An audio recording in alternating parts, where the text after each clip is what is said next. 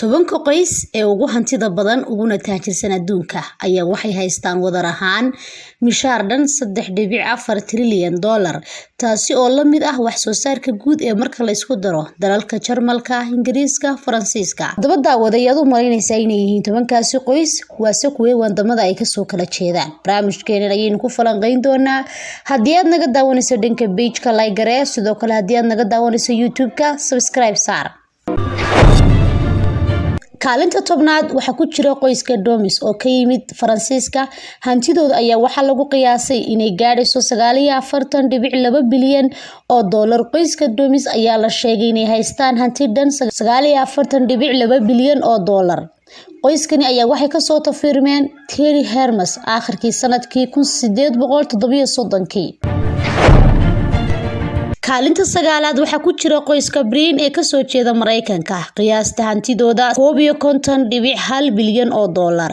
Sergey Brin oo ah maalqabeennada dhanka tiknoolajiyadda internetka isla markaana ah aasaasaha shirkadda sida Google iyo Larry Page ayaa kobaca hantidiisu aad u sareysay iyadoo wadabta guud ee dhaqaalaha lagu qiyaasay ku dhawaad 50 bilyan oo dollar. Wuxuu hadda hayaa jagada madaxweynaha ee shirkadda matoorada Alphabet.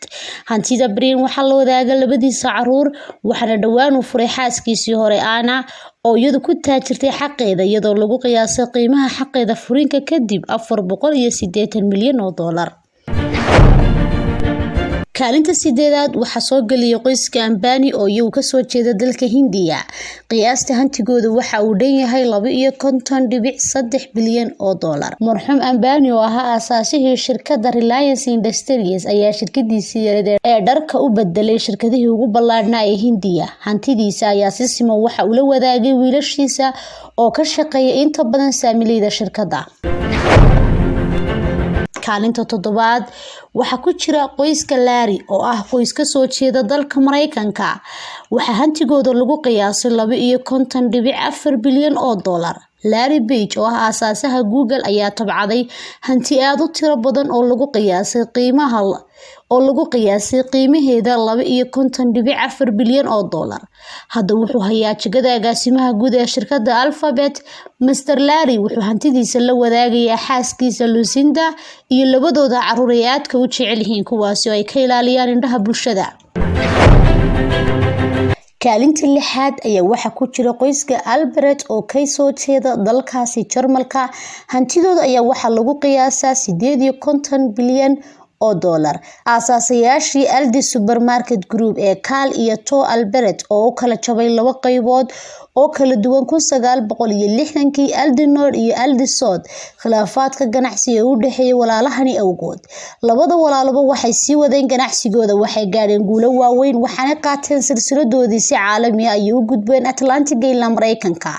Shirkadooda ganacsi ayaa hadda waxa maamula caruurtii ay dhaleen kuwaasi oo iyagu u magac bixiyay shirkadda sidoo kale sii wada ganacsigii.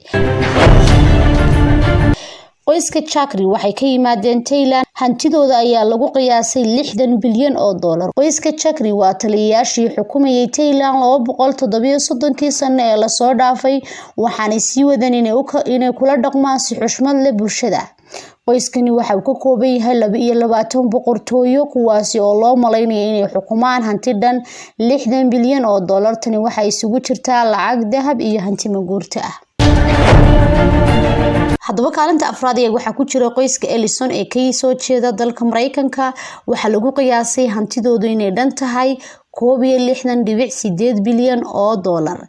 Larry Ellison aasaasaha shirkadda caalamiga ee Global Corporation waxay dhan tahay hantidiisu 61.8 bilyan oo dollar. Mr. Ellison waxa hantidiisa la wadaaga labada gabdhood ee uu dhalay kuwaasi oo kuwa firfircoon aadna loo sharfo. Kaalinta saddexaad ayaa waxa ku jira qoyska Zuckerberg oo ka soo jeeda dalka Mareykanka.